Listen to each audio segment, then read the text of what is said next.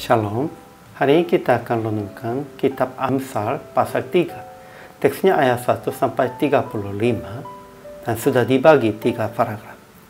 Paragraf yang pertama ayat 1 sampai 12. Kasih dan berkat dari Tuhan bagi mereka yang memelihara perintahnya, percaya kepada Tuhan dengan segenap hati.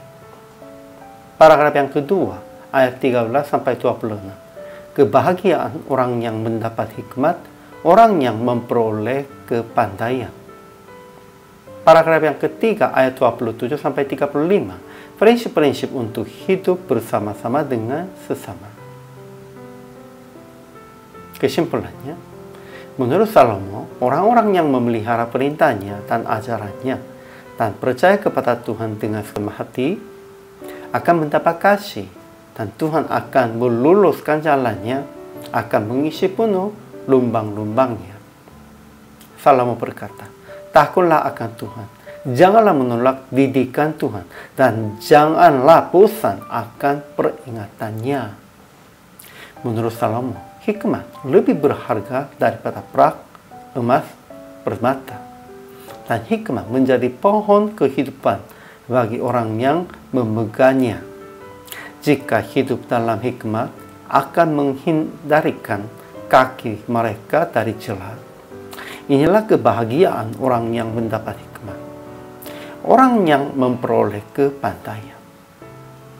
Dan mereka yang hidup dalam hikmat dan bawa prinsip-prinsip untuk hidup bersama-sama dengan sesama, maka mereka melakukan dengan baik kepada sesama dan membagikan keperluan mereka. Ajaran tentang Allahnya. Pertama, Tuhan akan mengasihi mereka yang kalungkan pada lehernya dengan kasih dan setia. Tuliskan pada loh hatinya juga. Kedua, Tuhan akan meluluskan jalan mereka yang percaya kepada Tuhan dengan segenap hati dan akui Dia dalam segala lakunya. Ketiga, Tuhan memberi ajaran kepada yang dikasihinya, seperti seorang ayah kepada anak yang disayangi. Keempat, dengan hikmat Tuhan telah meletakkan dasar bumi, dengan pengertian ditetapkannya langit, dengan pengetahuannya air samudera raya berpencaran dan awan menintikkan embun. Maksudnya, segala alaminya sudah dijadikan oleh hikmat Tuhan. Kelima, Tuhan akan menjadi sandaran kita dan akan menghindarkan kaki kita dari celah. Orang yang sesat adalah kekejian bagi Tuhan, tetapi ia bergaul erat dengan orang jujur. Kutuknya ada di dalam rumah orang fasik, tetapi tempat kediaman orang benar diberkatinya.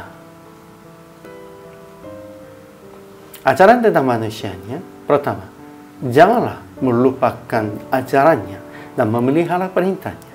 Percaya kepada Tuhan dengan segenap hati dan janganlah bersandar kepada pengertianmu sendiri. Kedua, muliakanlah Tuhan dengan hartamu dan dengan hasil pertama dari segala penghasilanmu. Ketiga, berbahagialah orang yang mendapat hikmat, orang yang memperoleh kepandaian, karena keuntungannya melebihi keuntungan perak dan hasilnya melebihi emas.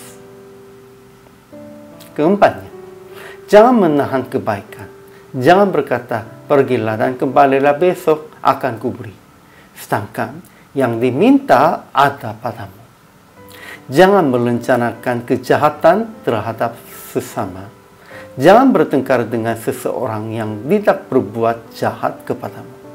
Jangan iri hati kepada orang yang melakukan kelaliman, dan jangan memilih satupun dari jalannya. Harus melakukan kebaikannya segera, tetapi yang jahatnya jangan. Jadi aplikasi hari ini, pertama, tetap mengingatkan ajarannya dan perintahnya dalam renungan dan 2 hari ini. Harus ingatnya itu.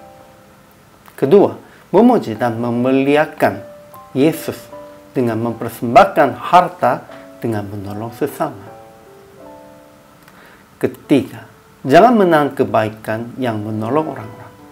Jangan bertengkar dengan sesama. Dan jangan rencanakan yang jahat dengan iri hati tentang hasil duniawi. Kita harus melakukannya kebaikan. Untuk kebaikannya jangan menahan. Tetapi kalau ada yang jahat, janganlah melakukan. Bukan menahannya, itu harus membuangnya. Akhirnya PR praktek hari ini mengutamakan akan melakukan perintahnya di dalam kehidupan Anda. Itulah perintahnya kebaikan untuk menolong orang lain, untuk memelihara orang lain. Inilah perintah Tuhan. Dan menghindarkan kaki dari jerat dengan jangan rencanakan yang jahat dengan menolong sesama. Jangan rencanakan yang jahat, itu juga harus gabungnya dengan menolong sesama. Kita harus menolong sesama, harus melakukan kebaikan saja. Kalau begitu, tidak ada rencana di dalam hati yang jahatnya. Itulah orang-orang yang berhikmat dalam Tuhan. Dan Tuhan pasti akan mempenuhinya mereka dengan segalanya. Itulah kita percaya, dan inilah kehidupan orang percaya. Hari ini juga selama melayani, Tuhan Yesus memberkati.